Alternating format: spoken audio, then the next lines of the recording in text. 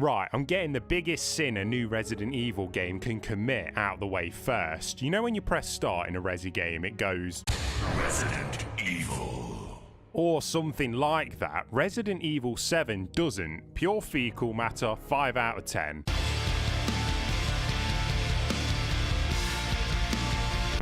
Alright, so lots of promises were made about Resident Evil 7 being a return to the roots of the series. I'm pretty sure they've said that about all the games, so excuse me for being a bit skeptical. But for once, a developer was telling the truth, and I'm pleased to report Resi 7 is fucking great. I suppose the biggest question on everyone's mind is it scary? And oh yes it is. I love horror, and Resi 7 scared the piss out of me. Some of the scares are very obviously scripted with the VR headset in mind. For example, the spooky person getting right in your face happens a bit too often, and you can see them coming from a mile away, but the absolutely amazing atmosphere combined with the equally amazing sound design creates plenty of organic terror. Gameplay wise, it reminds me massively of Resident Evil 1, but on a smaller scale, whilst also being less obtuse. Inventory management and resource scarcity are here, but not as demanding as the early entries. You still have to be careful though. Aiming is just clunky enough to make you feel like an everyman, but not to the point of being infuriating. The mansion and the environments become characters themselves, much like the first game as well. The reward in exploration is intact too. Looking for ammo and health is pretty necessary, but objective wise you won't get lost really. You always have a good indication of what you need to do and where to go.